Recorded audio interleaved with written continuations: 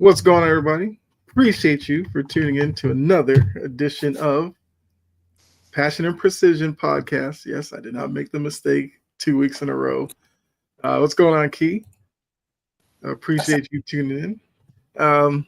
Look, it's raining out here. It's draft time, playoff time, a lot going on. Mm-hmm. So we will talk about both. We will definitely start in the NBA with their playoffs, but almost continuing on from last night, when picks do come in, I will interrupt, let you guys know, because everybody knows everybody is looking at for a certain person where they get drafted. Who knows? That may happen during the show. And if it And a does, certain father is not happy because of the coverage. right, Join the list, Grandpa.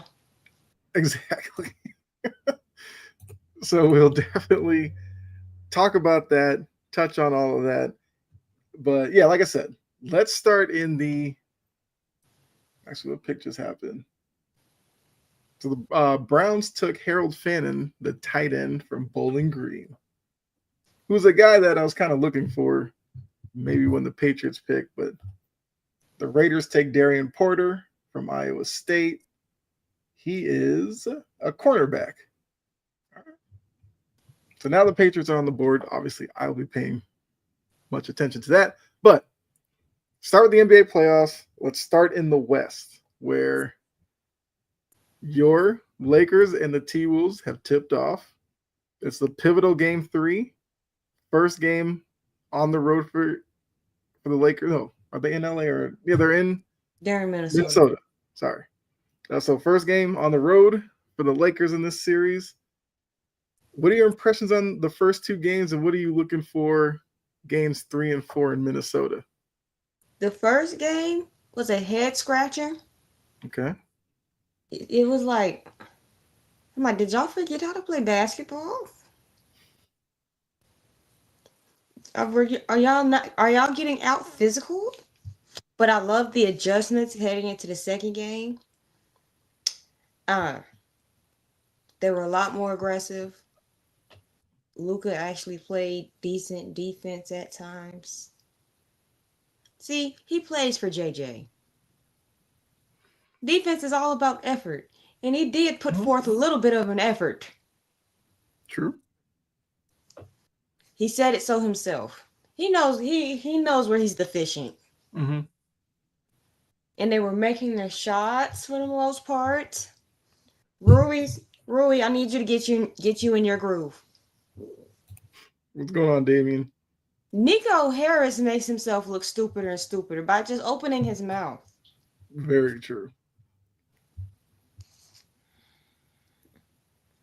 But I like the direction that they're headed. We need to stay on them, stay aggressive, Mm-hmm. and don't. And Anthony Edwards is gonna learn about his foolishness. Homeboy's been fined 300 and something $1,000 Yeah. this season. Mm-hmm. I'm like, that is ridiculous. Just giving away money.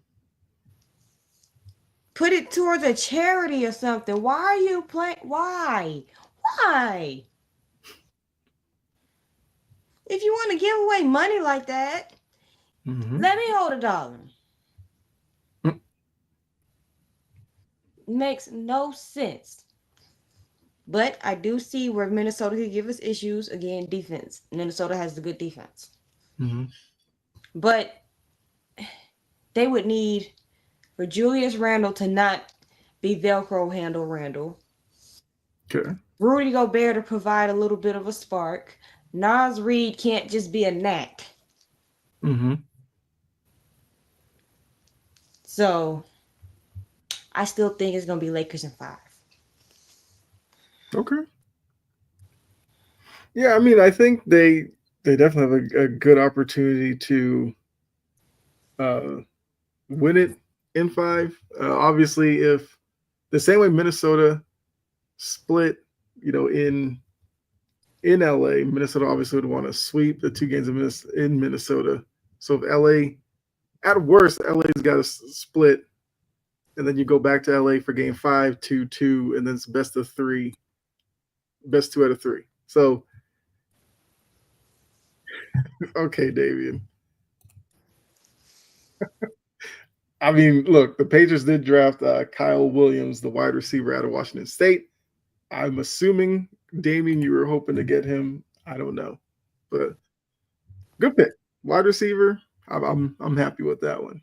Lions are on the clock, but yeah. So looking at that series, I think it's obviously like a battle of and him being locked in and playing really well versus Luka defensively with LeBron and those guys, and how do they kind of get it done. So I still think it's up in the air. But I think before this series, I had it as Lakers in 7. I think, and I'm kind of leaning towards it, kind of going 7. Because I think they probably split Minnesota. Because look, for it to go 5, you're telling me they're gonna sweep Minnesota and then end it in Game 5. Which, if they swept the Minnesota, they would absolutely end it in 5. Because Minnesota, you can go into Minnesota and win. Absolutely can. Yeah. You just gotta punch him in the mouth. Mm-hmm. Make him get discombobulated. Yeah. Make Nas Reed and them start their press. Mm-hmm. Yeah, that is how you get Minnesota kind of off their game. What's going on, Liam? We're 0-3. It's over for us. Oh, that's right. Memphis, I remember you said you were just getting into basketball and Ja Morant was your favorite player. We'll touch on that in a second here, because there's a lot to unpack with that series. I can see the Lakers sweeping the Thunder and shutting them up for once. Okay, I mean, you're a Laker fan. You see them sweeping the Thunder? Mm-mm. Okay. See, if I had said it, would yeah. So, David, we're not there. We're not there yet. Ja's injured. Yeah. Like I said, we will talk about that here in a second. So, Game 3, I believe, when the series is tied at 1, the team that wins Game 3 obviously has the big advantage on winning the series. Like Game 3 and then Game 5 obviously is another pivotal game. So tonight will tell us probably a lot about where this series will probably go. So yeah, I'm gonna still stick with Lakers in 7. I know you got Lakers in 5, so we'll definitely see next week who was correct with that. Somebody has to kick them out. Just say, I mean, I didn't say that they couldn't beat them, but you got them sweeping. That's wild. Memphis had a 29-point lead. Yeah, we're going right into that series. Go ahead. A 29-point lead. Sorry, Bella. And how the hell do you blow that? Like, make it make sense. Mm-hmm. And I get it that you lost Ja. Are you making your appearance? Hey, Bella. Okay, so with the Ja injury, did you think Lu Dort did anything wrong or did anything dirty on that play? Not intentionally. Okay. Like, I think it was just one of those freak plays to me. Because he jumped over him. Yeah. Like, obviously, Lu Dort wasn't sitting there like, oh, let me undercut him so he can slam down and all this. Like, it's unfortunate. And look, Scottie Pippen should have just laid it in. But they were feeling themselves and wanted to pour it on even more with a, highlight dunk. Take the 2 points. Don't even put him in that position. And who knows what we're talking about today. My opinion was just dirty. He's known for being dirty. But it wasn't. The pass was on net. Look, I would have rather have seen Scottie Pippen just lay that in. Well, either if he didn't want to lay it in and want to get it to Ja, I would have rather seen him bounce it off the backboard than to go behind the back blindly, which Lu Dort kind of sniffed out. It's just that Lu Dort was off balance, and that's what led to the injury. So if you want to blame anybody, it's Scottie Pippen for putting Ja in that position.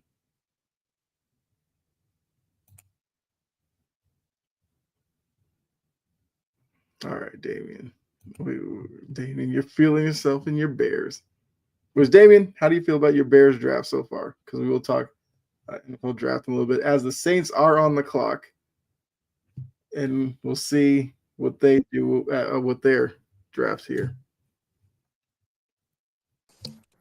Hey, the fact that Ja then went to try and take the free throws. Well, that's because if he could stay in the game, he had to shoot the free throws. If he didn't, he would have automatically been out for the rest of the game.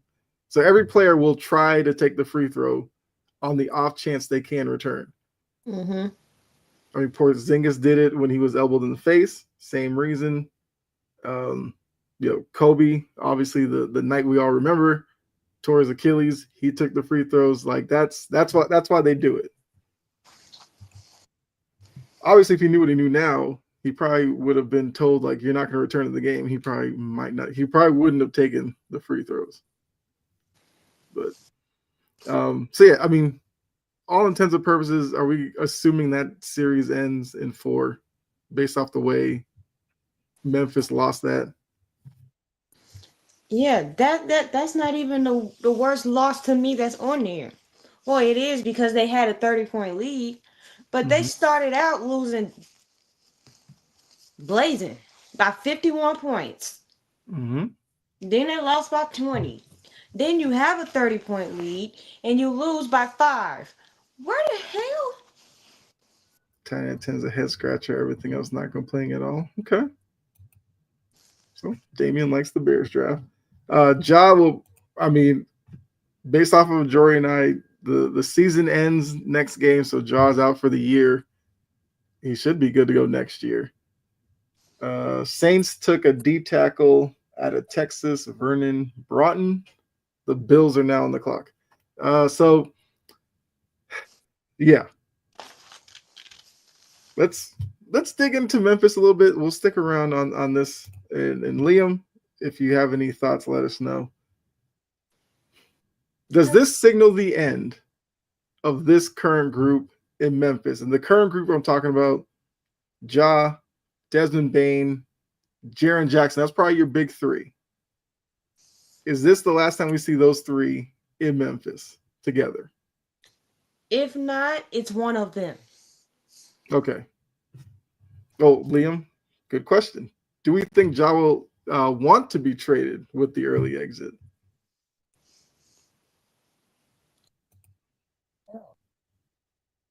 Where is the best fit for Ja if he's not in Memphis?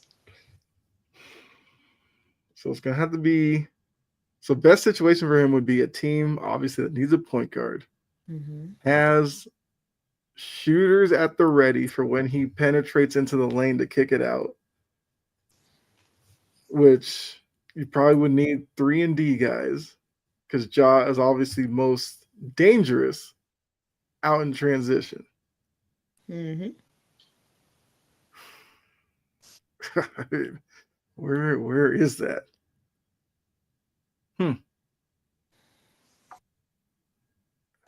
That's it. I don't think what team would want to trade for him. That was kind of the point. Yeah. He needs to stay his ass in Memphis. Ja has to leave Memphis, in my opinion. He's toxic to the team and is the problem.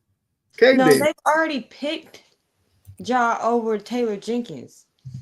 Yeah. I don't know if the Sixers want that headache. The Sixers have gone through enough the past couple of years. Leave the Sixers alone. That fan base does not deserve that. Let's see. They've gone through a lot. Mm-hmm. Bills took Landon Jackson and the Arkansas Jets on the clock. Yeah, Sixers have gone through the Embiid stuff, Paul George, Ben Simmons, James Harden, and now you want to throw John Moran in there. I don't know if Sixers fans would want to see that. Melo leaves the Hornets. That's not that. Ja is not. I don't think Ja would want to go there. Yeah, that's not an attractive destination. So something tells me Ja will still be in Memphis unless Ja wants out. Yeah, he would have to really want out Yeah. because the franchise is already committed to him. Mm-hmm. If Draymond's still there, Draymond would probably knock Ja out. So that's not Exactly. going to So work. there's that. That's not going to work. So then it becomes between Bane and Jaren Jackson. Which one do you move? And I'm moving Triple J. Okay. Based off of this series, Mm-hmm. he got to go.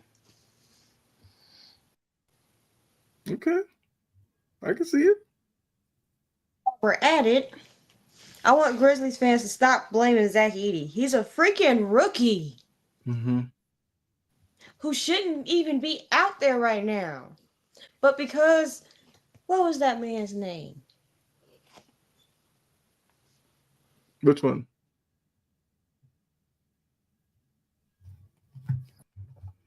Desmond Bane might be out. Okay, so you said Triple J. Liam's saying Bane.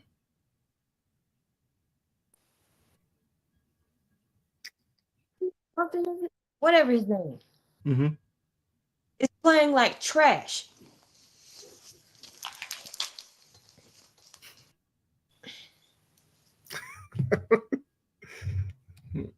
You know what? Bella's just gonna be Bella right now. Yeah. Excuse the chihuahua. What do you want?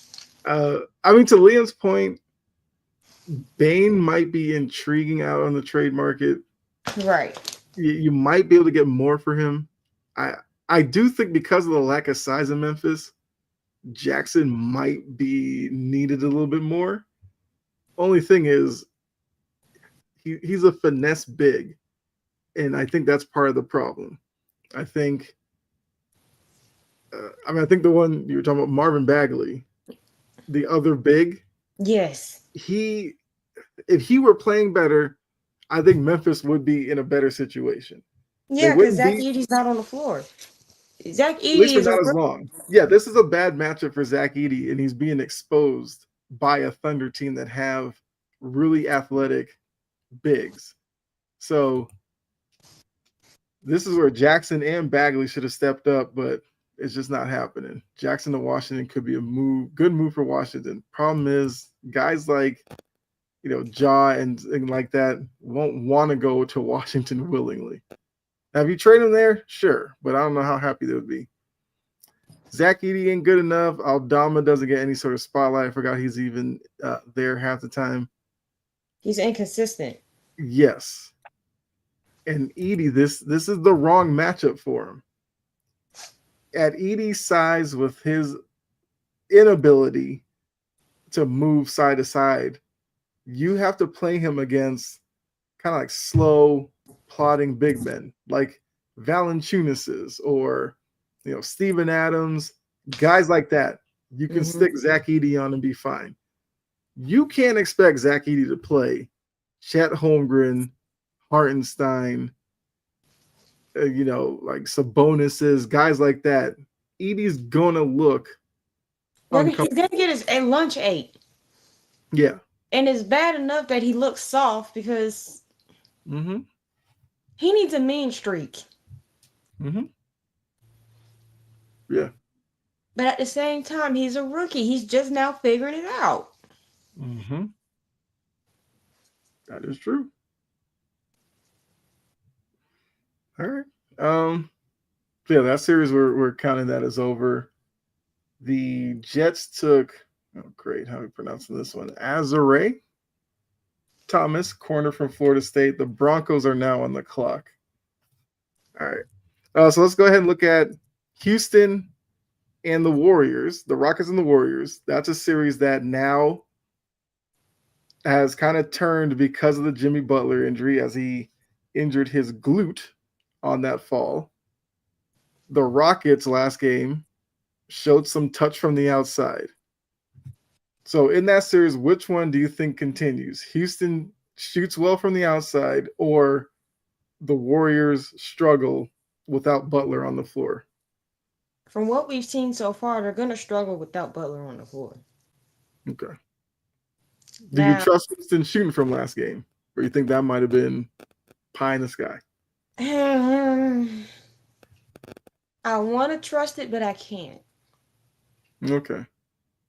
Because it's like Houston is the better team. Mm-hmm. At the same time, I don't trust it. Yeah. Because we saw how they came out in game one, Mm-hmm. and they still got Steph Curry, who's healthy. He can outshoot him too if he's making his shots. Mm-hmm. Or when he starts making his shots, when he gets hot. So I'm like, I don't think the Warriors are going to last long. I think this season now ends in 5. Mm-hmm. Series ends in 5. And while I'm at it, yeah, Jalen Suggs is injured. Well, Liam was saying, because I did not think about this. Ja in Orlando, they have a nice young up and coming team. And Orlando's biggest problem is their point situation. I don't hate it.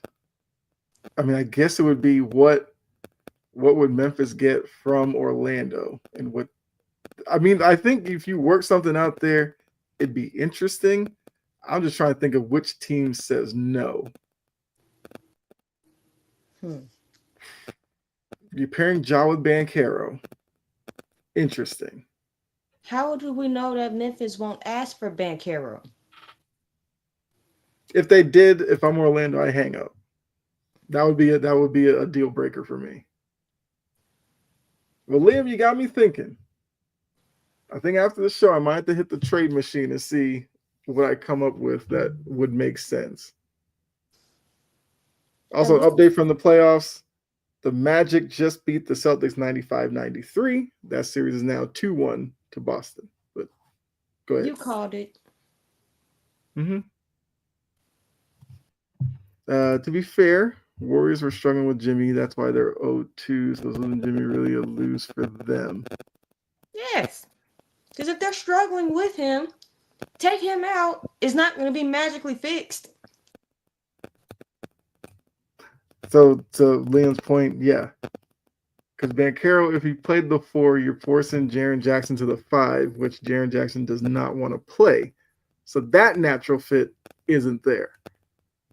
I'm just saying. But like I said, if I'm Orlando and you're trying to get Banchero for Ja, if I'm Orlando, I'm hanging up. I'm not doing that at all. They would ask. Yeah. You know, some of these GMs get frisky. And I want to say, the officiating in this series has been terrible. Absolutely terrible. Is this football or is this basketball?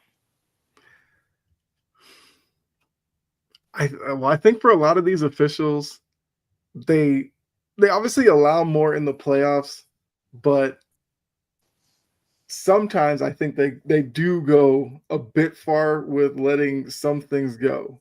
But I also think to most fans, they don't care. I feel like fans would rather see a physical brand than ticky-tack fouls all day. So, because I mean, look, I was watching the Magic Celtics game, and the Magic got really physical. A lot of bumping, tugging and all that, and they got away with a good amount, which helped them. But it's also something that I think when you think playoff basketball, you're okay with stuff like that. This won't happen. They literally just traded for De'Aaron Fox to now entertain Ja Morant. I don't think so. I think that's now unless if Memphis really likes De'Aaron Fox and wants to trade, then maybe you could start to work on something. But I don't think that's. Give us Wagner. Yeah, Wagner would probably have to be involved in it. We don't know what's happening with Wemby and his injury, so I could see Ja going to San Antonio. Well, he was playing football. I mean, Wemby should. I mean, I don't know. Look, same thing Damian Lillard had. Damian Lillard got over it, so that gives you more optimism for possibly Wemby making it through the deep vein thrombosis prognosis. So, I guess until we get our next update on Wemby, we're gonna kind of take it as he'll probably be ready next season. But yeah, so Rockets Warriors. How do you think the rest of that series goes? Oh, Panthers just traded with the Patriots 77 to get back on the clock. We'll see what they do there. The Cowboys took a cornerback from East Carolina, Siobhan Ravel Jr. So Shadur watch continues. But what do you think happens in the rest of the Rockets Warriors series? Who has the advantage right now? Curry has the experience advantage. Everything else, the Rockets do. Especially if the officiating is just going to be that terrible and they get to play football. Mm-hmm. So I'm saying that I feel like the Warriors could squeak out one. Okay. But this series is ending soon. So you lean to the Rockets getting it done. Yes. At this point. Okay. Happening with Jalen Wells.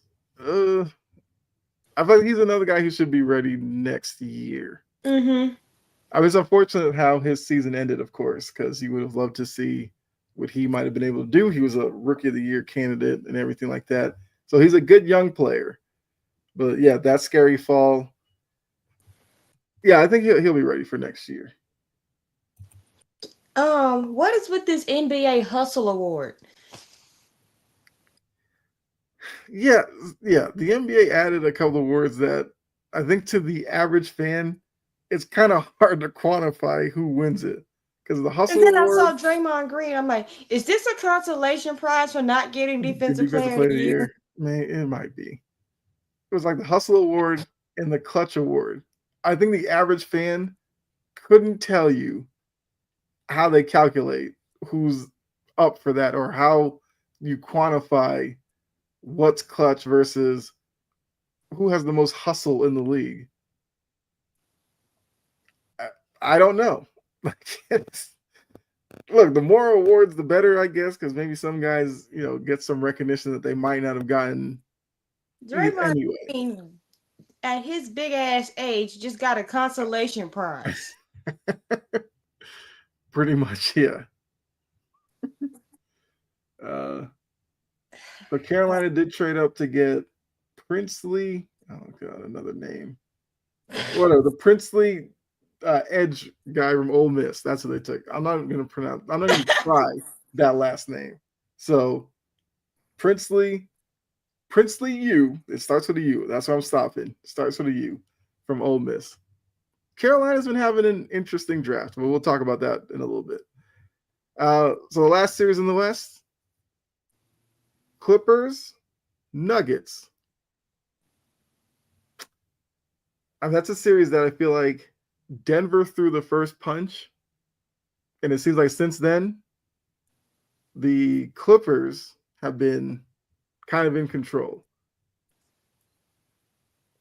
Are we at the point where you kind of got to give that series to the Clippers? They seem like the better team.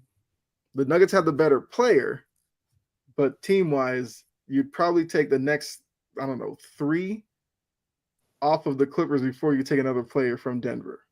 Absolutely. Because right now, Michael Porter Jr. and Jamal Murray are often inconsistent. Michael Porter Jr., I agree, Damian.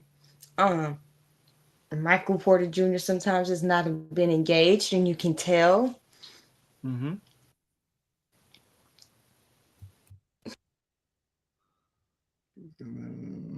No, Liam, I understand. Yeah, we can definitely help you with the NBA knowledge. So, because he did ask, do trades start right after the finals finish? No, because there'll be a little downtime, of course, where teams will, go through their exit interviews and everything. They'll assess. Then once we get to the summer, you'll start hearing some rumblings about potential trading going on with usually guys who will be like at the last year of their deal. The team probably won't want them, so they'll move them out for something, or a guy who may have signed a deal a year or two ago, just clearly isn't working. They'll work the phones to see if they can get a guy to take them off their hands. So right after the finals finish, no. There'll be a downtime where the NBA will kind of be quiet, and then you'll start getting rumblings probably in a few weeks after. All right, so did I miss any? No, Cardinals are on the clock. We'll see what they do there. So I mean, I agree with you. I think the Clippers, they've definitely shown me a lot because I knew that they were good going into the playoffs. I just didn't know how much I wanted to believe in them. I still don't trust them. And is that because of Harden? Yes. I'm in the same spot. Like Harden's had a couple of good games, but I always remember his time with Philly. He'd have good games early on in series, early on in the playoffs. Then the deeper you go into a series or into the playoffs in whatever round, he kind of starts disappearing. And I think only because in this series, the Clippers are very confident that they'll beat Denver. I think that's why he's been locked in a little bit longer. Mm-hmm. Now, next round, when they do go up against the Damian. Thunder. Kawhi has been the most consistent. He's healthy. Kawhi is healthy as he can get at this point. Yeah. He's been playing pretty well. It's Harden. Actually, it's the whole Clippers organization that I don't trust. Yes, Liam. That's what usually happens most years, yeah. Oh, Mo, what's going on? Denver has on a bench all season long versus the Clippers that go 890. Yeah, that's Denver's problem. Mm-hmm. And what I was going to ask you about Denver. Yeah. Exactly. Well, with Denver, I was going to ask you almost similar to Memphis because I do think Memphis and Denver are similar in that Denver, when you look at them, their top three, you got Jokic, Murray, should be MPJ. What are the odds those three are back in Denver next season? Because you're going to have to start offloading some of these contracts. Ship Michael Porter Jr. to Orlando with KCP. KCP's having a rough time in Orlando, by the way. Like, he hasn't really hit a shot much of this first round. But yeah, I mean, yeah, MPJ is going to be the one that I would not doubt that they try to move. No, it seems like Jokic is frustrated with him. They're not moving him. Denver's owner said they're not moving him. I mean, that's how I know they're stupid. You gotta say that now because they're in the middle of a playoff series. Let the series end and then let's see. Because what's their thinking that he's gonna get better all of a sudden? They said because of his ties to Missouri. Okay. I'm like, what the hell? Yeah, what is that? I don't care about that. Is it gonna help you win or not? Move Porter and Jamal Murray. Yeah. I think Westbrook is going to retire soon. I'm a big fan of Russell Westbrook. If they want to keep Nikola Jokic happy, they better keep Westbrook. He like him there. KCP hitting the KFC. And I'm like Mo said, their death is horrendous. You've let KCP walk, you let Bruce Brown walk, you let a whole. And who do you think is going to take their place? Christian Brown filled a nice role in as a starter. Who's taking Christian Brown's place? Mm-hmm. Zeke Naji? No. Payne Watson? No. No. Is it going to be Strother? Absolutely not. Yeah. I mean, yeah, they probably have to go with Mo's plan where you dangle out Jamal Murray, you dangle out Porter Jr., and you see what you can get. I mean, Jamal Murray, I don't know what he's viewed as around the league. A couple of years ago, he was seen as, playoff performer, comes up big in the clutch. But it almost seems like ever since that heating pad throwing incident that he had, like he has not been the same. That's what his stupid ass get. Throwing a tantrum like a baby. Yeah. Have a soft spot for the Nuggets. I like a lot of their players. Look, I want to like MPJ, but I could see Nuggets fans and their frustration with him. Mm-hmm. Because if he's not shooting threes, what the hell does he do? Mm-hmm. Absolutely nothing. At least Jamal Murray plays defense. Your nemesis, the Colts, took Justin Wally, cornerback from Minnesota, which means once the Bengals are finished picking here, your Titans will be on the clock. So I will definitely tell you who your Titans take. Oh, And who there. the Bengals take, because I do want to see what the Bengals do. But I just got the notification that they're on the clock now. okay. Well, I mean the Bengals pick is in, so Oh, okay. yeah. Porter Jr. is overhated in my opinion. No, it's No. he hasn't stepped up. And like Jory said, when you lose the amount of guys that they've lost out of their rotation the past couple of years, that means you're asking Jamal Murray and Porter Jr. to take on more of the load, to help Jokic. Murray has done it while be it inconsistently. Porter Jr. just hasn't done it most of the time. And I think that's where the problem is with Porter Jr. He has very good inside scoring. Yeah, but Porter Jr. is mainly known for perimeter play. Right. I think he could do damage on the inside if he wanted if he to. was engaged and he wanted Yeah. to, but he doesn't do that very often. He's big and tall for almost nothing. Yeah. So, I mean, I get what you're saying, Liam. Like I said, I like, or theoretically, the player that MPJ should be. I just need for him to realize that. Because if he did, they would be better off. Who would the Bengals take? Dylan Fairchild from Georgia, the guard. Look at them getting O-line help. All right, so your Titans are now on the clock. I know quickly, we got our what edge. position would you like to see them take?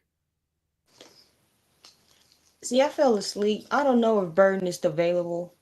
No, Burden's gone. Shoot. I'm assuming you're looking for wide receiver. I'm gonna just trust the process at this point. Okay. I could tell you the best wide receivers out there. Jalen Royal, Jalen Lane, all these Jalens. Quit naming your kids Jalen. Isaiah Bond is still out there from Texas. Tez Johnson, Oregon.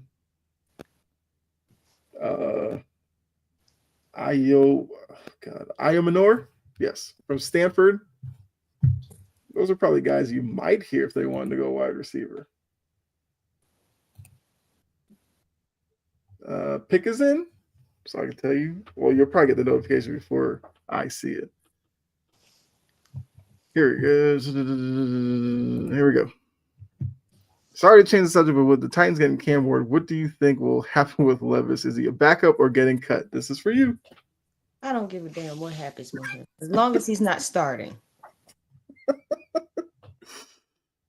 I mean, I guess I feel like they drafted. They wanted. They're not completely giving up on Will. Maybe bring in some competition. Maybe some. I think Cam is ready to start. Mm-hmm. In my opinion, Will need somebody to show him how to make better decisions.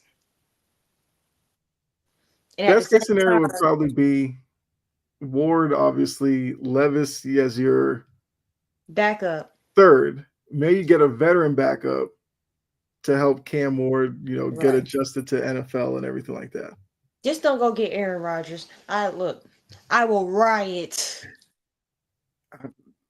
The more I think about it, I'm like, I feel like Aaron Rodgers doesn't actually want to play anymore. He doesn't, and that's the reason why he's holding all of this out. It's all for attention. He's being an attention whore again, trying to just manifest all the goddamn attention in the world on what he is going to do. Mm-hmm. Retire, go home, go walk on the beach with your headphones that aren't playing music at all, in peace.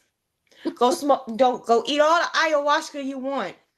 And talk about all the caterpillars. I'm tired of him.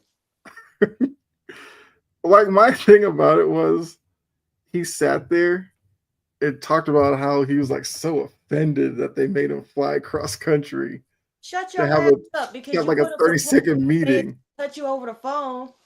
But it's just like the way he said the way the meeting went, he was like, Aaron Glenn leans in and goes, "Do you want to play football?" And he was like, I was like, I mean, sure, if the opportunities are, if that was your, I'm 1 foot out the door anyway. So why wouldn't I move on from you? But all right. So Trajan was going on, letting us know Gary Trent over everyone. They're He's having a good playing night. desperate now. 8 of 11 from deep. Halliburton is overrated. Where do you land on Halliburton? Overrated, underrated, properly rated? Overrated. Okay. 1 more 3 ties a franchise He's record not a held by Ray superstar. Allen. That's good company.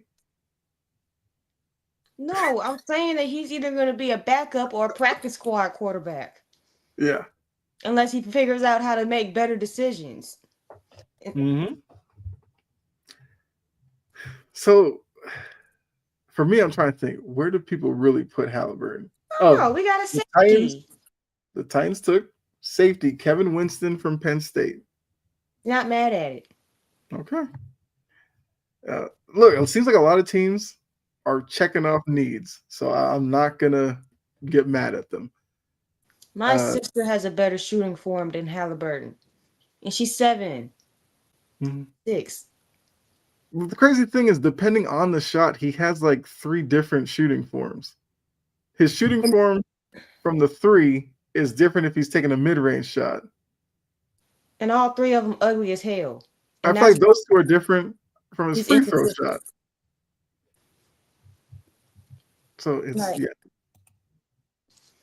Overrated. So I think, all right. So yes, because I do think some people were kind of along the lines of Halliburton being. Yeah, okay. I'm trying to think of how to phrase this, because I do think Halliburton is a decent player. He's not a superstar. Yes. So if you think Halliburton's a superstar, then yeah, you're grossly overrating him. If you think he's a star, I think that's fair. Like he's good. He's a good assist man. I think he's good at keeping tempo for your team. Where I agree with you, and he's not a superstar. I don't think he can be your best player and win a title. I say superstar for, can you lead a team to a title? If you can, I can entertain you being a superstar. Cry on if you can't be a superstar. Now, the trash talk part, yes, I agree with you. Now, if you want to say he's a front runner, I'm there with you, because he definitely is. Mm-hmm. That's the only reason why he does talk. If they're winning, he likes to pile it on and everything like that. Steelers draft Caleb Johnson, running back out of Iowa. That's a Steeler type pick there. So yeah, he's a front runner. Yes. I mean, yes, Halliburton is not a defender. That is the one thing I do not understand about him. So how are you a superstar and you don't put in the effort on defense? Make it make sense. But he has long arms. He's bigger than most point guards. Mm-hmm. You would think somewhere in that body would be a decent defender. No. He stinks. Problem with us is we've never really had a good shooting guard. So I gotta go back into Memphis mode. Well, technically, that's what Desmond Bane is supposed to be. Mm-hmm. I think Desmond Bane has a lot of inconsistency and streakiness to his game as well. I think he's a good one. Could you improve? Yeah, probably.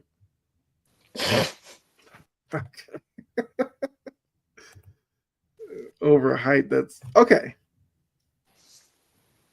I can agree that he's overhyped, but I'm also like, I feel like I don't hear a lot of conversations where people are really hyping up Halliburton.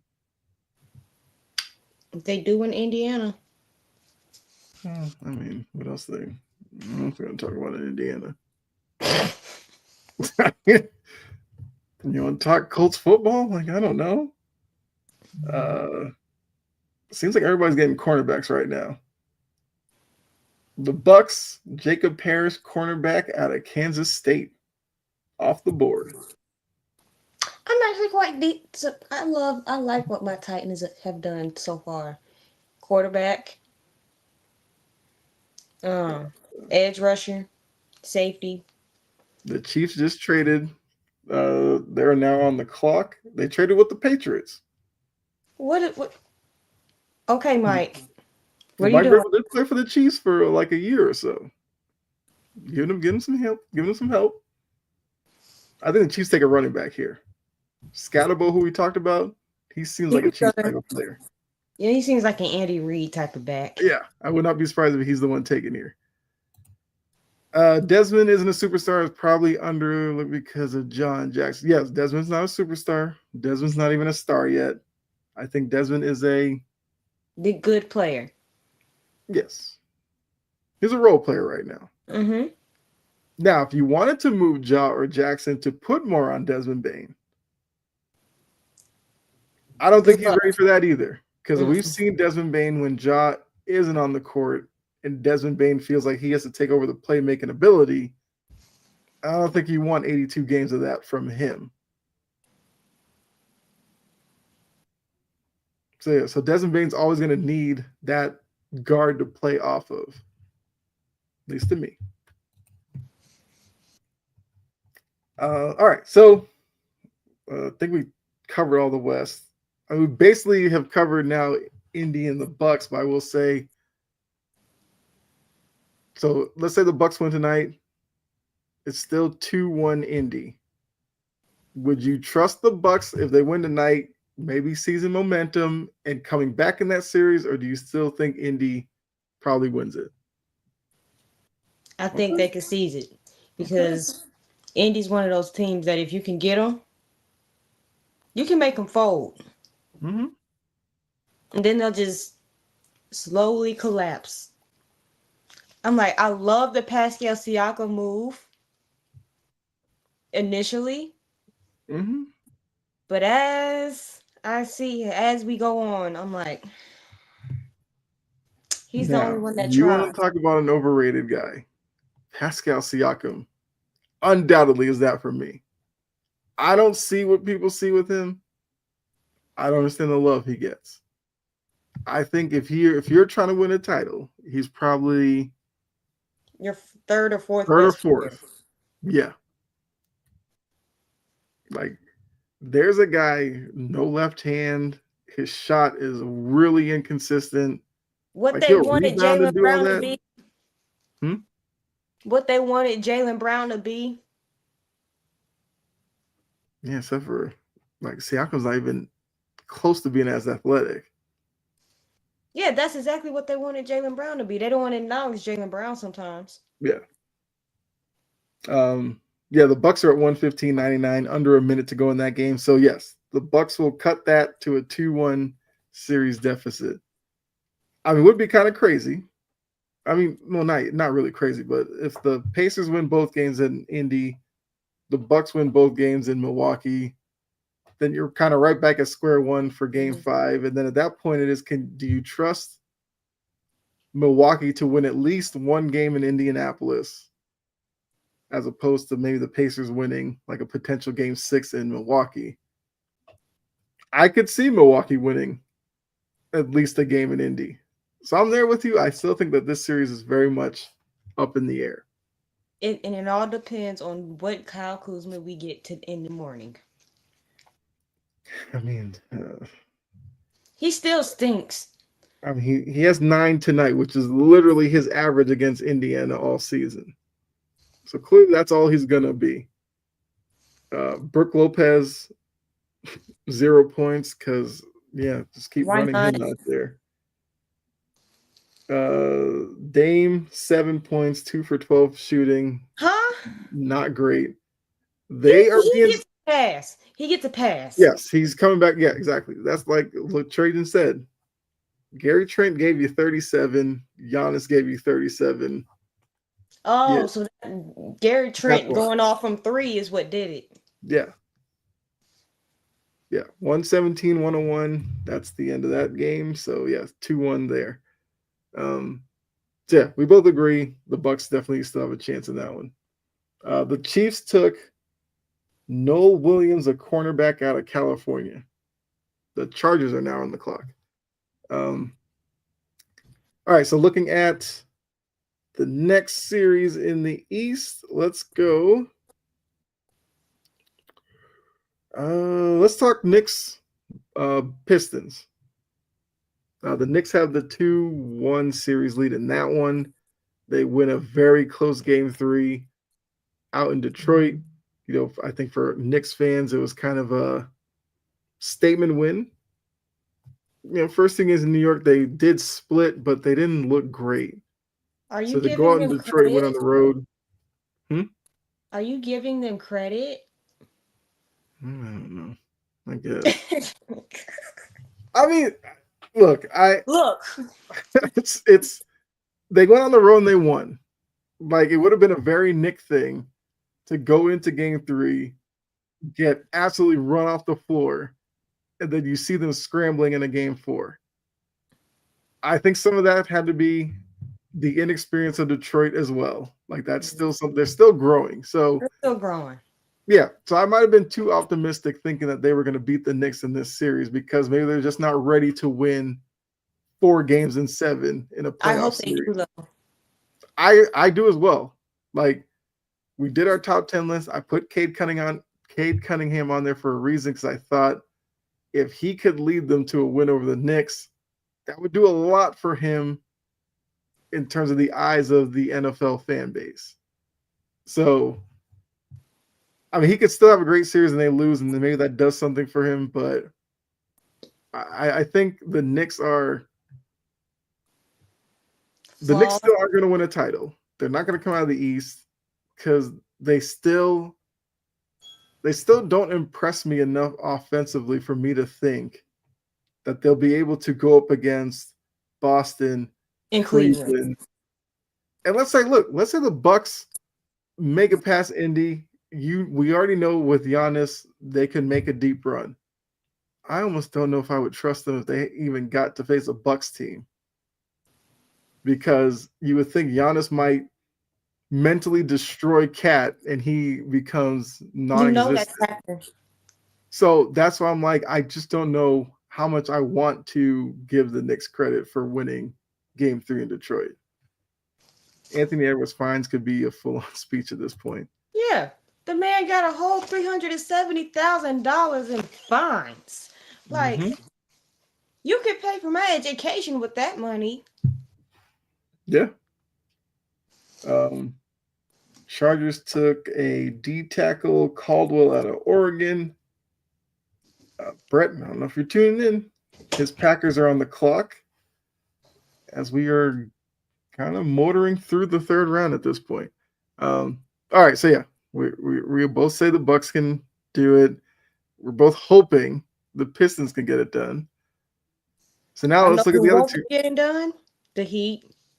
I was going to say between the Heat and the Magic, although I think the Magic are obviously a better team than the Heat. Do the Heat win at least a game against Cleveland? No. Do the Magic win another game against Boston? No. Okay. I would agree with you on both points. Because Missoula, I know Missoula. He's not happy that they won that game. He's probably been waiting for this moment for them to lose a close game. He's just going to go psycho mode. Yeah. I love him. This is the same coach that said he liked to see Kristaps Porzingis bleed. Yeah. You put a microphone in front of him, he'll give you a headline. And he's had a few this season. There was one where somebody asked him, like, you know, so the NBA Cup is an important game. What do you think about that? He was like, who said that? Like, he clearly doesn't care about the NBA Cup. Like, okay, I'm here with it.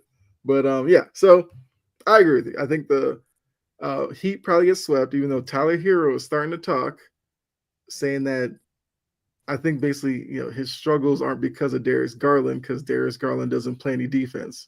which Shut is your kind ass of up. a wild statement from Tyler Hero, who's not a That's great a defender wild himself. and a lie. That's a bold face lie. Actually, He's I want telling to give you. stories. I want to give you the exact quote. Okay, so Darius Garland kind of started this by saying, "Pick on Tyler Hero," with is basically their offensive game plan, and then take care of the ball, play tight spaces and all that. So Hero goes to go to the media to talk about the game plan, and this and that says a lot about him. I'm not worried about Darius Garland. Somebody that doesn't play defense shouldn't be talking either. He don't play any defense, and we'll see that in game 3. He don't play no D. Darius Garland will wipe the floor with Tyler Hero's ass. But We got beef in the series. I'll take that. Give me some I animosity. like it. But Hero is telling stories. Mm-hmm. He's just telling flat out alternative truths. Yeah. That don't make any sense. I mean, it makes sense, but it's a lie. Mm-hmm. Quit telling falsehoods. Yeah. There, he doesn't play any defense. Huh? Cleveland as a team is very good defensively. Mm-hmm. Packers took Savion Williams, wide receiver out of TCU. One of your nemesis. Jacksonville Jaguars are on the clock. Messed the pick up. Yeah. I think so far they've only made one pick in this draft. Yeah. They took another corner. Caleb Ransaw out of Tulane. I'm sure that probably does nothing for you. Okay. Well, since we've got through, I guess, the series there, obviously we'll be back next week to catch up on those where they are. By next week, a couple of these teams may be eliminated. Donezo. Yeah. Memphis is going to be done. The Heat is going to be done. Mm-hmm. I have a feeling Denver is going to fizzle out. Yeah. It's something I just thought of. I mean, I could save it for off stream, but I'm going to throw it out there now. We might have to do like an inside the NBA type thing when teams get eliminated. You know how they put their gone fishing and they do the whole montage thing? I think we might have to do that. So we might be able to start doing that next week because, yeah, some teams will be eliminated by then. So let's go. Let's go NFL draft. It is the biggest thing going on right now. The Jags are still on the clock. Hurry up. We're wasting time. It's finna start storming and my internet finna go out. Hurry up. Right. I mean, for that, I'll even put the draft board up as we talk about it. There we go. As you can see, the latest from Adam Schefter, since that's all everybody wants to talk about, Shedeur Sanders. There we go. Okay. So, Chase Richter, what's going on, Chase? Appreciate you tuning in. Since we're switching topics here, if you guys could do so, hit the like button, follow or subscribe, depending on the platform you're watching on. Would greatly appreciate it. Chase, I do believe you're new to the show, so welcome in. Mm-hmm. We're going to talk some NFL draft. So, Chase, I would love to know who your NFL team is. Liam, I know you're not a big NFL fan. If you want to learn a little something, stick around. So look, the NFL draft has become Shedeur Sanders' watch. At this point, what are the chances you think Shedeur goes undrafted at this point? Is it more likely he goes undrafted or he gets picked at this point? I think it is the way it's going, because I'm always trying to figure out, I'm like, how many NFL teams did you piss off? Yeah.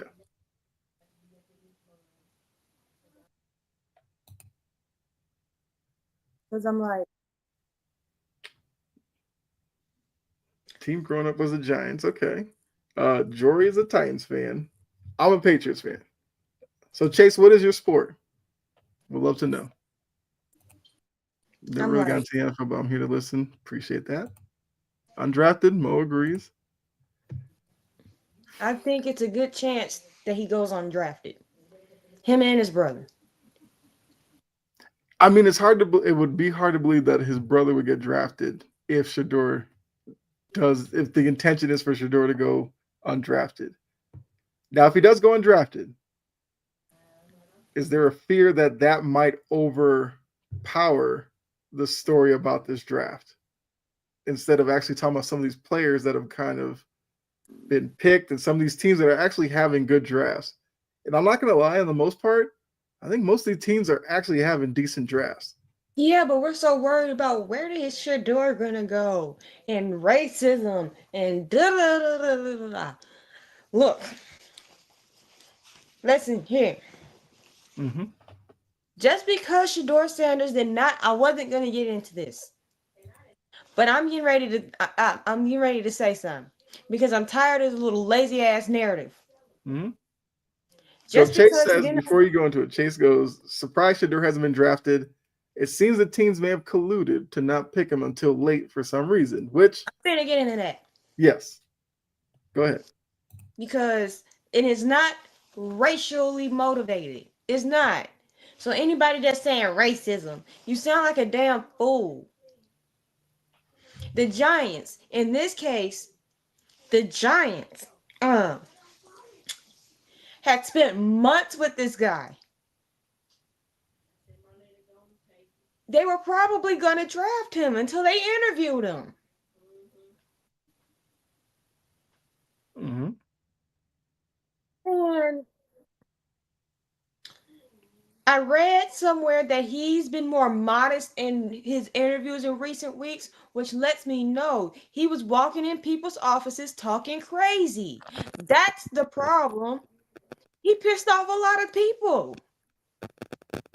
There's a fine line between ignorance, overwhelming, between confidence and arrogance.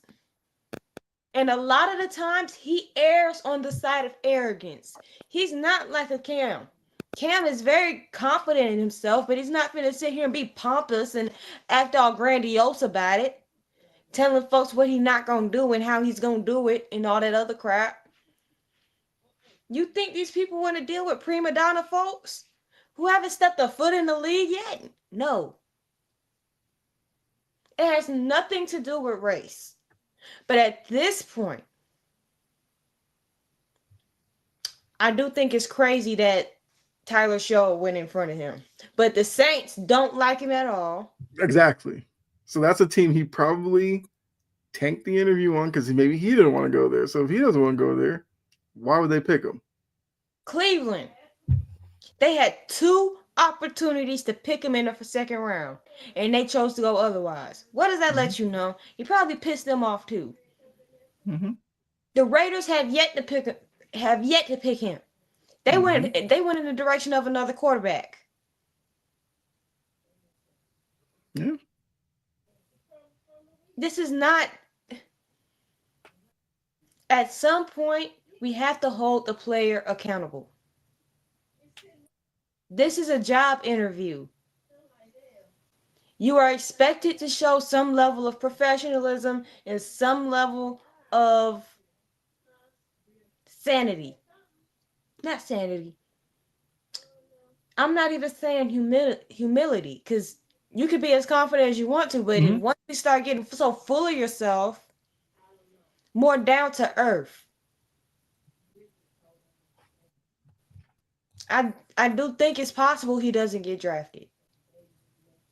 Which, I mean, at that point, he can control where he goes as an undrafted free agent.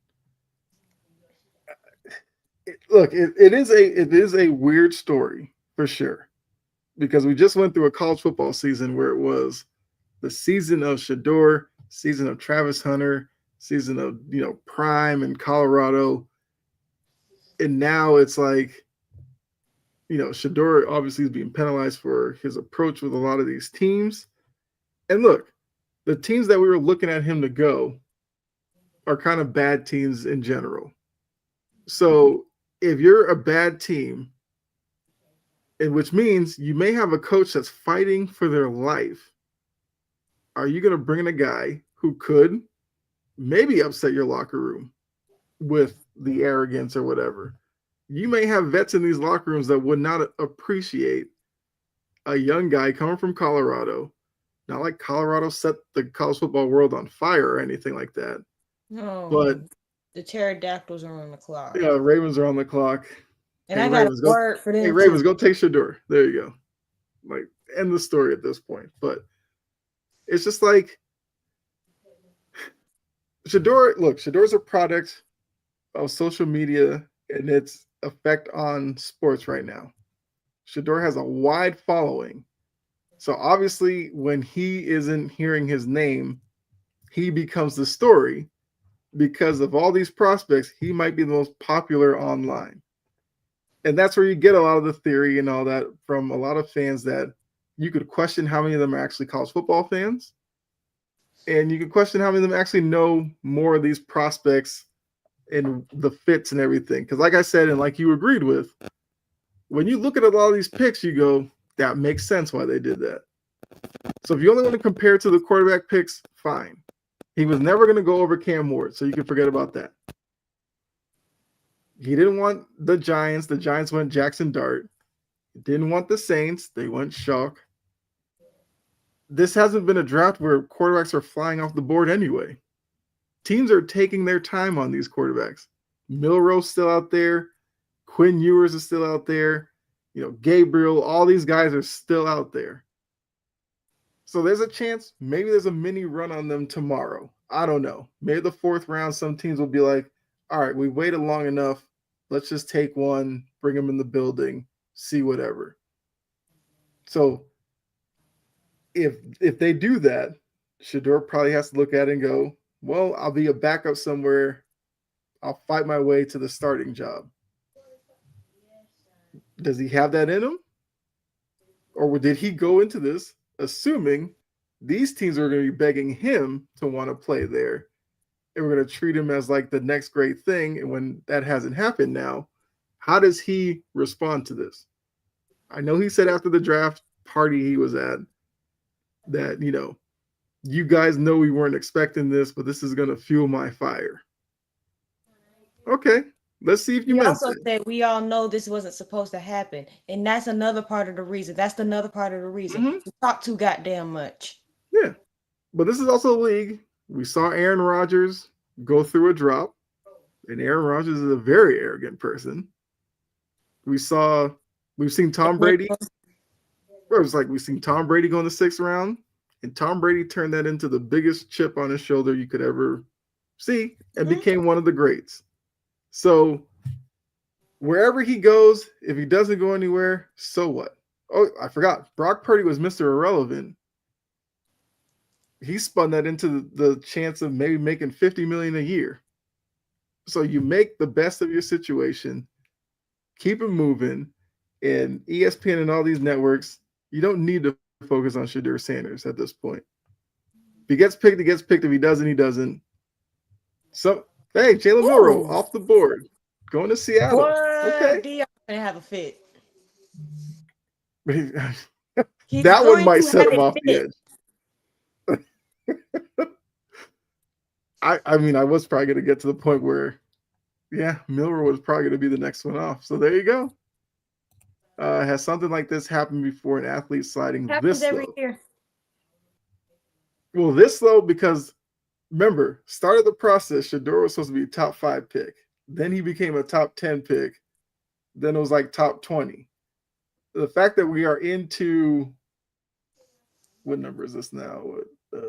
70, 80. Pick 29. So you're in like the 80s. Yeah, you're like in the 90s at this point. That much of a drop, maybe not. Unless like guys will drop, yes, but they usually drop because of character issues, legal issues, or size.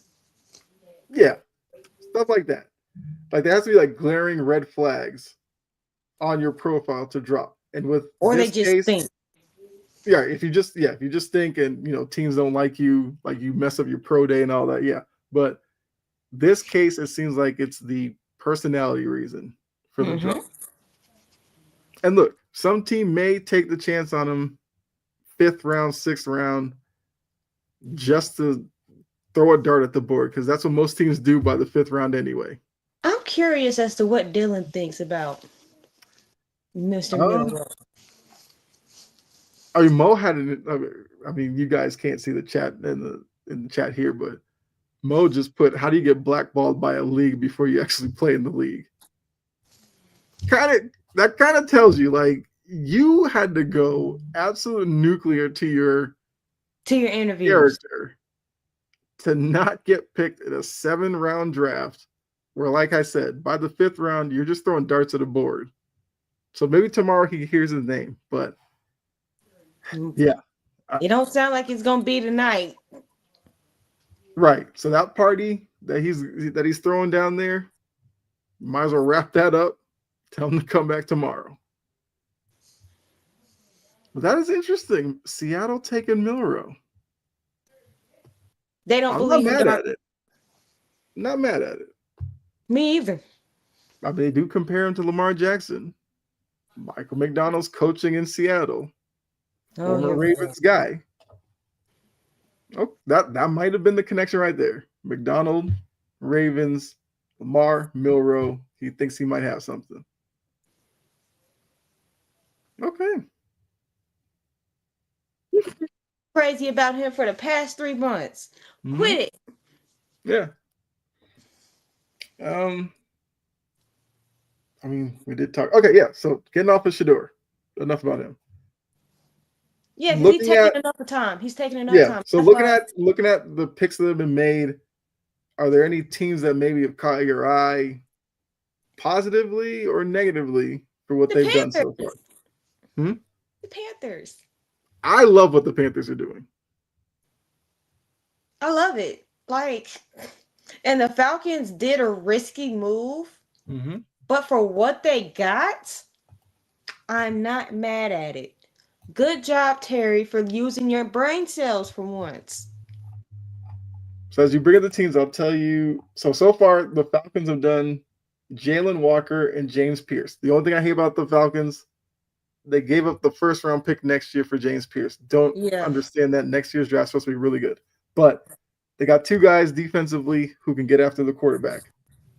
Thank you. Like, that's been a need forever. How long have we been asking for that for the Falcons?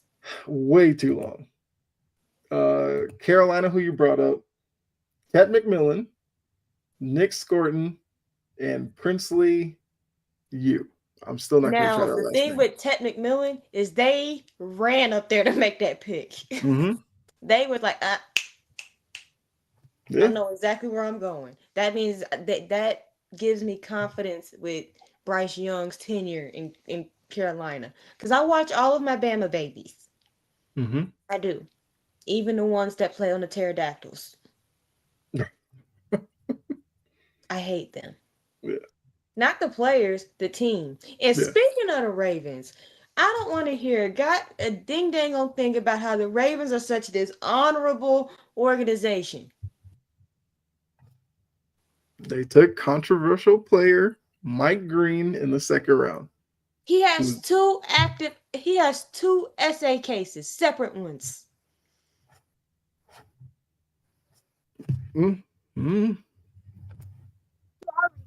Yeah. So that, if you're Shador, that could tell you nothing against you is big enough to not get drafted. Because Mike Green went in the second round. Now, Mike Green did have like a first round grade, so he's been knocked down a little bit. But yeah,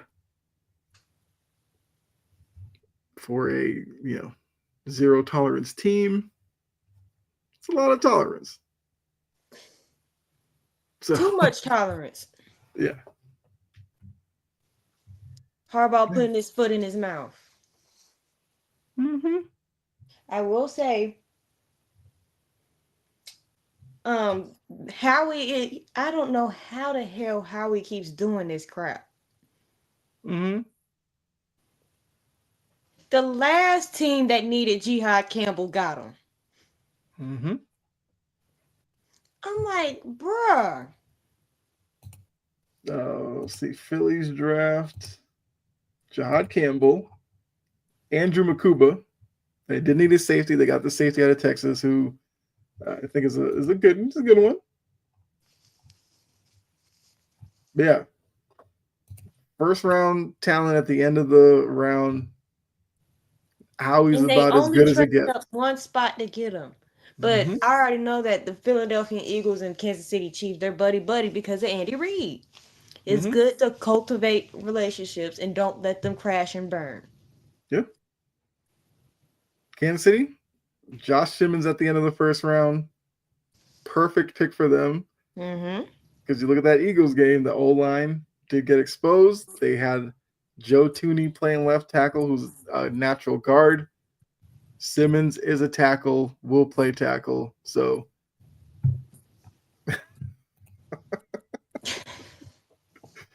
weren't I want those the somebody good to old fix days it so where he you could watch just the feel NFL bad. and that was the biggest story every Sunday? Like,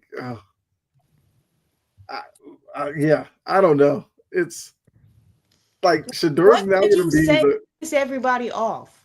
he's going What to how be the are you cautionary acting? tale for every rookie from now on.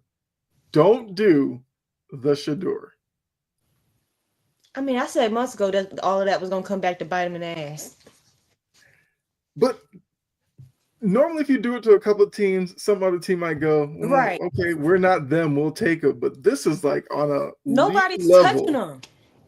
And now, obviously, the Shador fans will say he's being punished because of Dion and Dion's big personality and everything like that.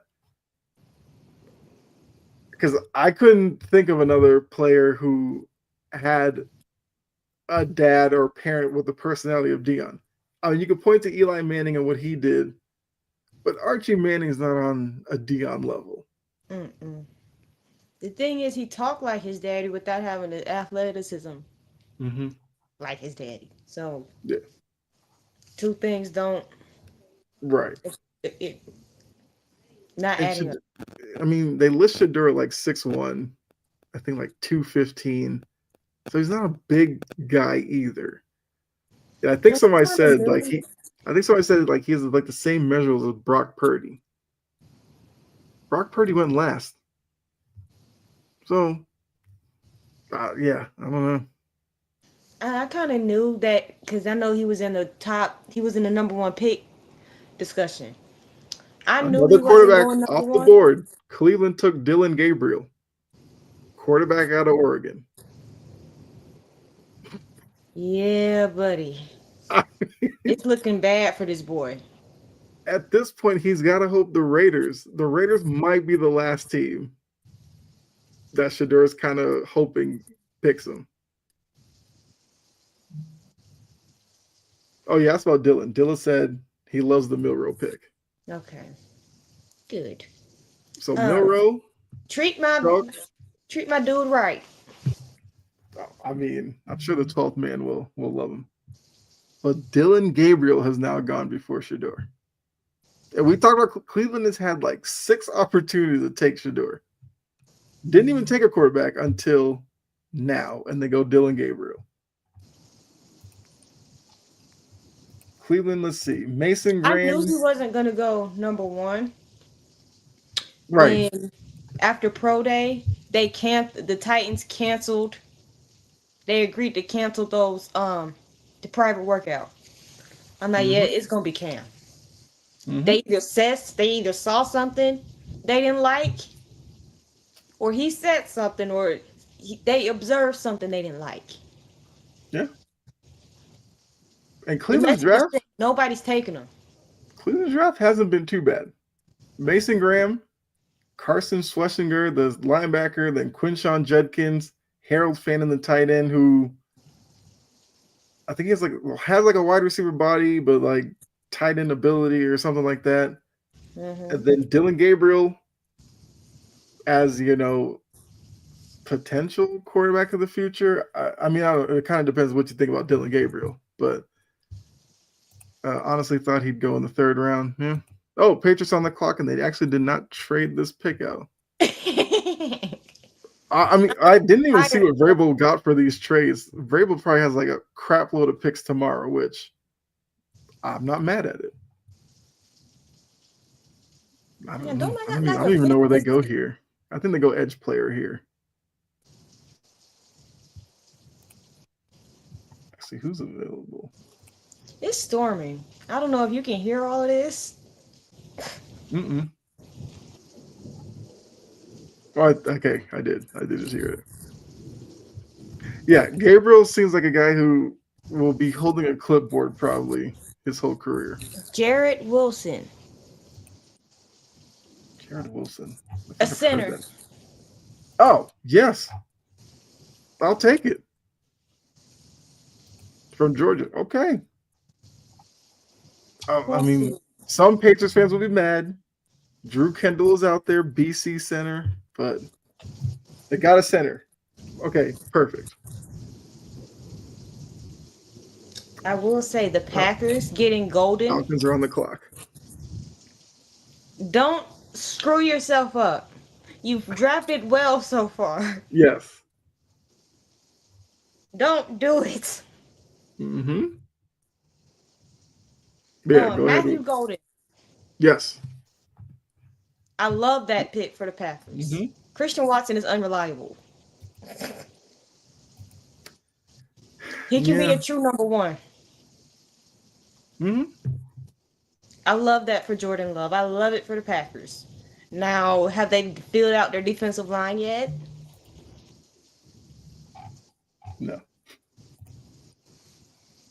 They've gone with 2 wide receivers, Matthew Golden, Savion Williams, and then they did take a tackle, Anthony Belton, which was a need.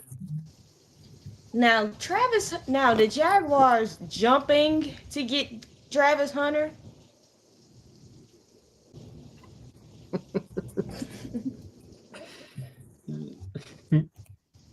I think the Jaguars jumping, trading up to get Travis Hunter is interesting. I'd love to see it. I actually love Travis Hunter. I had to stop paying attention to the Colorado train because it was getting on my nerve. Mm-hmm. The way they do things and the way my eye align do not sit right. They went and got a safety. The Falcons did. I like that. Xavier Watts out of Notre Dame. Teams are making sensible picks this year. And unless your name is Miami. Oh, yeah. There's always an outlier. Like, first round, you need an offensive lineman to protect your often injured quarterback. And what do? You go get a defensive tackle. Mm-hmm. And then they did get a guard in the second round. So those are the only picks they've made so far. The D tackle and the guard. And the next pick is Miami's going to be pretty active tomorrow. They have a 4th. They have 3 picks in the 5th round and 3 in the 7th. So they might be doing some moving around tomorrow. Again, I think the Jackson Dart thing is a little questionable. Honestly, I think Shedeur is a better player than Dart. But clearly, Dable didn't like him. Mm-hmm. And we found that out right before the draft. And that's why I was like, he went in there and said he came across weird. Mm-hmm. He had to. Because they were just all in on you not that long ago. Mm-hmm. Right. Shedeur to the Giants at 3 seemed like a foregone conclusion for a while. Until it wasn't. Back to the racism point. If it's racist, can you tell me who the number 1 draft pick was and what his skin color is? I mean, how about the number 2 pick or about 94% of this draft? Right. Yeah, that it's an unnecessary narrative applied to an unnecessary situation when there's legit reasons to point out, racism, of course. But especially nowadays, we have legit reasons to point that out. This Right. is not one of them, Yes. and it kind of deflects ability. It kind of deflects accountability from the actual player. Mm-hmm. He has a role in this. You got to look at it as like a job interview. If I don't have the job yet, but I know there's a good chance, like if it's a second interview and there's a Mm-hmm. good chance that I could get hired, I'm gonna have some confidence. But I'm not gonna sit here and just fire off at the mouth. Mm-hmm. No, I'm Raiders, interested to see what the Raiders do. man. I mean, It's it's probably a really good going thing down. not watching ESPN right now because they're probably cutting into Shador every 30 seconds at this point. And I wonder if Dion's Shador's not even in happy the room about that. anymore. Huh? Shador and Dion probably just left and was like, yeah, y'all lock up when y'all done. Let's see. What's another thing I had questions about? Okay. Ashton Genty and those diamond crusted Crocs. The hell is that? That's confidence right there. And I don't like Ursay. I hate Jim Ursay. Mm-hmm. Just can't keep your eyes off of my players. That man was supposed to be a Titan. Yeah.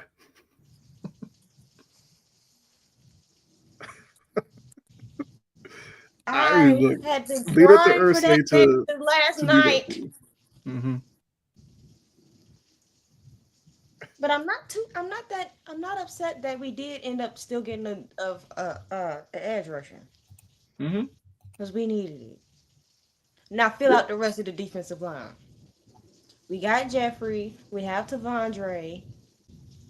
We have Keandre. Mm-hmm. A couple of other pieces we need to fill out some depth along that line.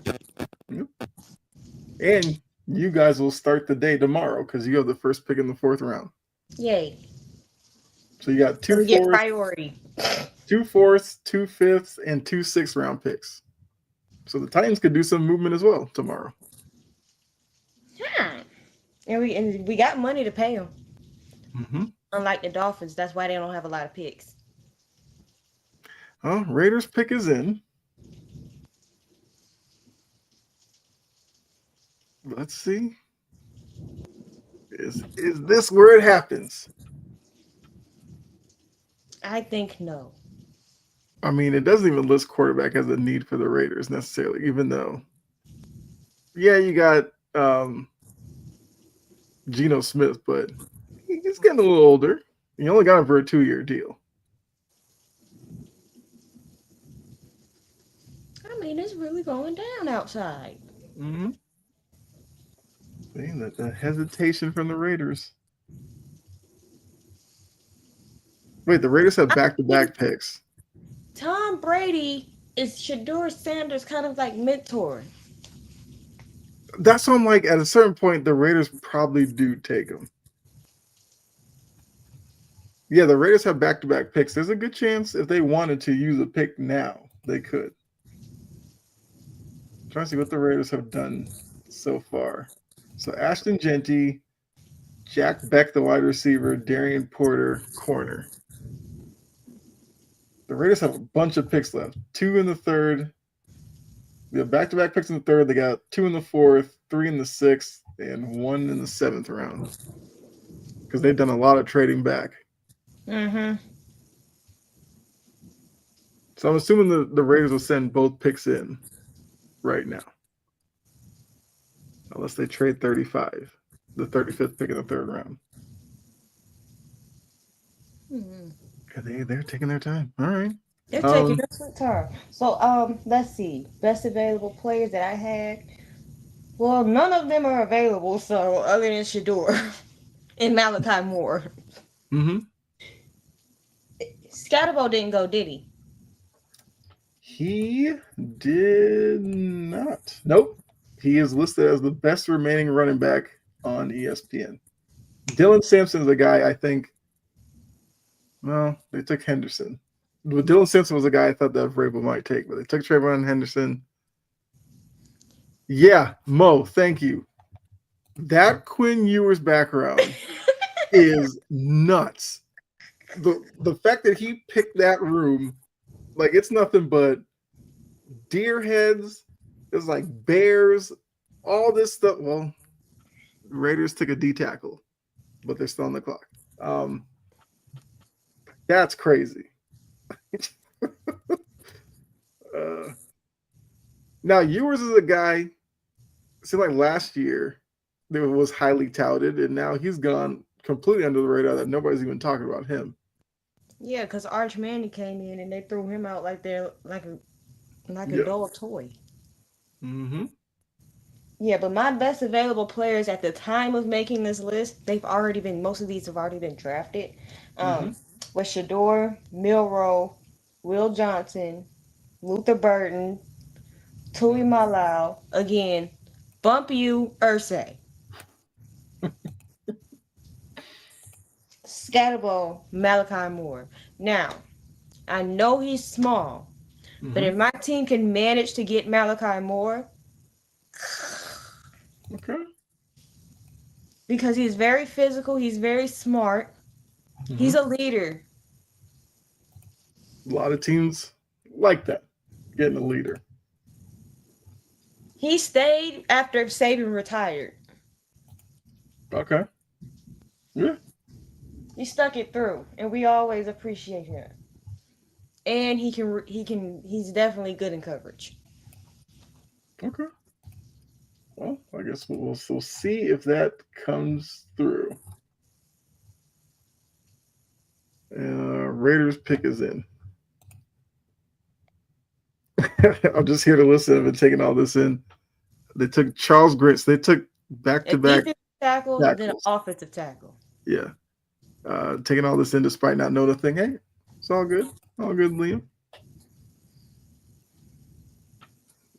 I mean, Liam is, somebody from my channel with, the EAFC is, well, FIFA was, I think, where Liam first kind of met. Let's see. All right. Mo's Niners on the clock.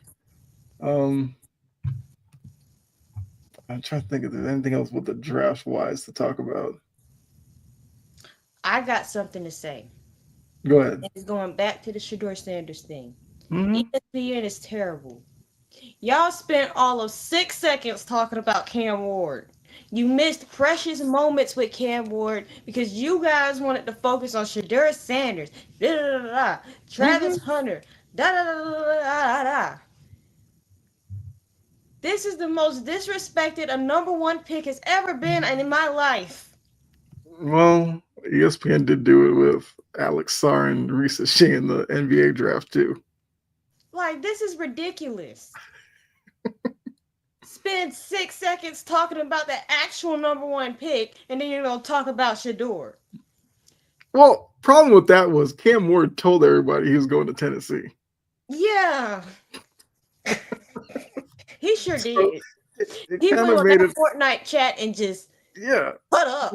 So it made it hard to like sit there and be like, whoa, look at what it's like. People have kind of been ready for this. But you could have played some damn highlights of him in college instead of panning the camera to Shedeur. That's true. That's true. And then, I mean, well, technically what also stole the thunder was Jacksonville then literally makes that trade. And for that, I hope we sack that golden quarterback at least 20 times. Oh, man. Just always got to steal my shine. Them and Ursay. Bump them. This was not about the Jaguars. And they made it about themselves. Like. Yeah. I mean, that's just the way it goes. The way it goes. They get on my nerve. I mean, look, hey, if Cam Ward goes out there, helps the Titans win the division, he'll get the last laugh over the Colts and the Jags. I won't be mad at it. Yeah. I mean, Houston hasn't done anything to you in the draft yet. It's coming. I promise you it's coming. Yes, they did. They jumped in front of us in the second round, but then we already Yeah.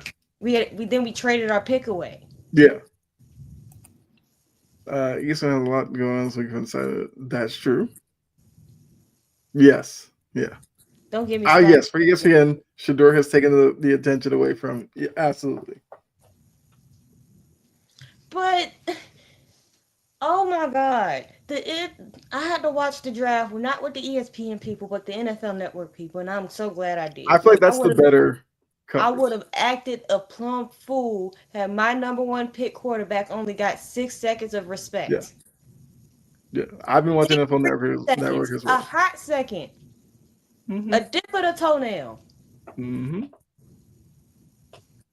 That would be interesting though to find out between ESPN, ABC, and NFL Network, which is the preferred broadcast for people. Because I agree with you. I watched the NFL Network one. I watched ESPN a little bit yesterday, but then made the switch to NFL Network. ABC, I mean, I can't ABC has take like Booger this stuff no more. McFarland and who else is on ABC? Booger McFarland. I'm I drawing a blank. remember I what I wanted literally to just talk saw about. them, but yeah, NFL Network is the one to go to. Um, Terrence Parsons. You know Yeah. exactly where I'm going with this one. Mm-hmm. Talking about Dak should ask for a trade. You should shut the hell. You should shut up. Get off of Twitter. Be quiet. Why are you getting mad at they y'all didn't go get a receiver? Mm-hmm. This draft is full of receivers. You went and Yep. got the best offensive lineman in Mm-hmm. Booker. Why are you mad at that? Keep Dak off his rear. Yeah. Like, look, teams of confusion will find ways to create distractions, and that's all the Cowboys are. I still have a feeling that Shador ends up being a Cowboy. At this point, you're going to look for teams who just want to. Yeah, the Cowboys would do it to make a statement. I think the Rams could do it as Stafford insurance a couple of years down the line. Outside of that, I feel like the availability just isn't there anymore. But there are still quarterbacks that will be drafted. Like Kyle McCord will probably get picked day 3. Riley Leonard will probably get picked day 3 because those are guys who are probably backups at best in this league. Now, will they get picked over Shador? It'll depend on the starting quarterback situation. Because, like, okay, the Patriots will take a quarterback at some point tomorrow. To back up Because, that. yeah, because they have Drake May, you have Josh Dobbs. So having like a third developmental type quarterback makes a lot of sense. They probably wouldn't take Shador because it just wouldn't make sense. Like I said, the Rams, because McVay will probably tell himself that he could turn Shador into whatever once Stafford leaves. Fine. I just don't know after that.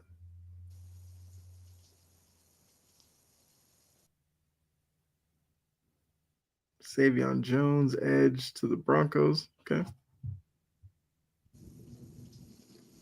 Is that yeah?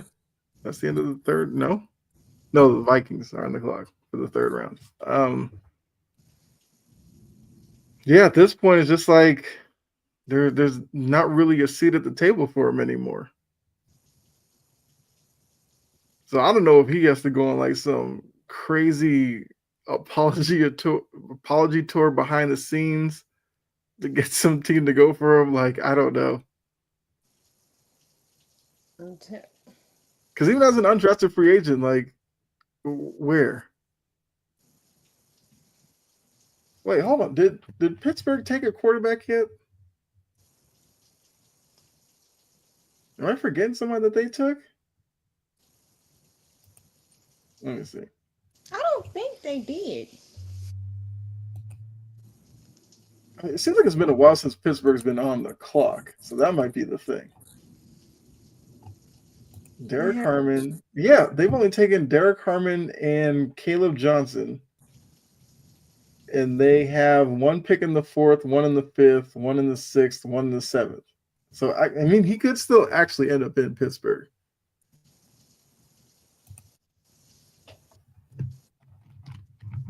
So yeah,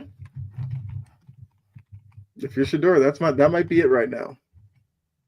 The Steelers. That's your hope.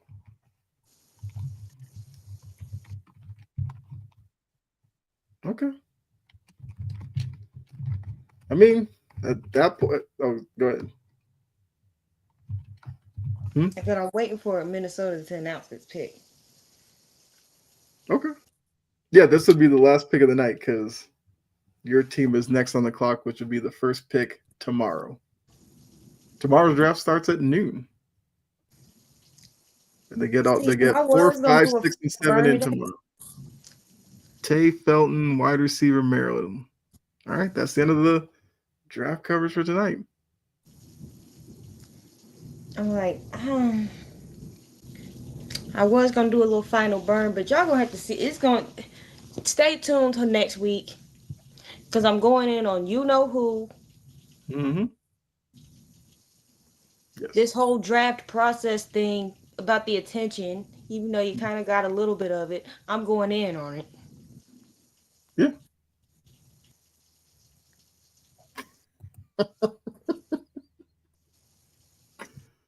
Oh man, probably not. That is, yeah. They might make an exception. Yeah. Yeah. Yeah. I mean, they could technically put him in the game as like a free agent, which would be wild, but yeah, they could do that. But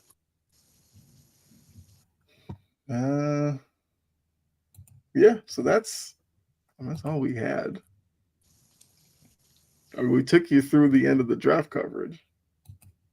Absolutely. I can tell you game wise, get you guys updated with the NBA playoffs. We already said earlier the Bucks won to make that series 2-1.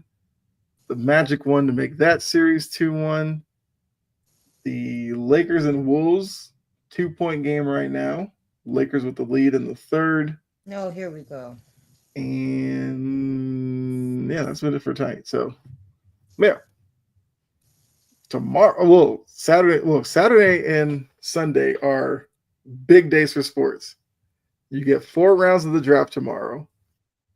You get 4 playoff games Saturday and Sunday in the NBA. So you wake up, you park yourself in front of that TV, and you go ham on NFL and NBA all weekend. Appreciate you, Mo. Great show. We try. We definitely try. Give you some laughs. Give you some rants. Give you that passion and precision. There we go. Slick. Yeah. Exactly. Yeah. But yeah, definitely appreciate all of you that were in the chat. We really do. Thanks for tuning in. Make sure you're back next week. Like Jory said, I'll be back here next Friday for another edition. You know, Jory, you want to let them know what you got, what you're working on, what they can look out for. I did post a new article over on the blog. I am probably going to have one on Wire to Wire soon about the draft and everything. Tune in tomorrow at 6:00 for another for a brand new. Well, me and Key are getting Hoop Dreams and Touchdown Queens started up again. So can't wait. Tune in. We're gonna talk playoffs. We're gonna talk draft. We are talking Shannon, Mr. 50, that freaked out 56-year-old. There you go. Yeah. And more. So you got to just tune in tomorrow and, check out the blog and everything. And next week, within the next 2 weeks, I'll have my off-season in review videos for both the AFC and NFC out. There you go. Yeah, so make sure tune in tomorrow. Hoop Dreams, TD Queens, for Key and Jory. It's been a while since they've been on, but it is another great show here on Wire to Wire. So make sure you do follow and subscribe. That way, you'll know we go live with all the great shows that are on here. Mo is in the chat. See Mo. Monday morning, Coffee and Sports, get your week going. I'm back on here Tuesday for On the Ball. So, and obviously on the Ball, we will talk. The draft will be over by then. We'll probably talk winners and losers. We'll talk NBA. So we'll definitely get all of that situated as well. My Braves are winning. There you go. Look, I told you, no need to panic with the Braves. If there's a team that's going to turn it around, it's them. See you around. Goodbye from the industry. Appreciate it, Liam. Like I said, Liam, feel free to drop on in anytime. And I guess talk some NBA. We'll get you going with NFL. And you are free to drop soccer in the comments if you want to. I will engage, even though Jory may not like soccer. But yeah, we can definitely do that. I can talk soccer with you. But yeah, appreciate all you once again. Enjoy the rest of your night. Enjoy the rest of your weekend. Like I said, NBA, NFL all weekend. Check it out.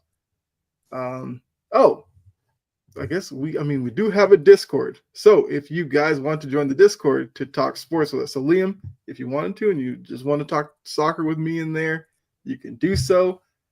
I can actually drop the link in the chat for you. I forgot to put it in the description. That's clearly my fault. Here we go.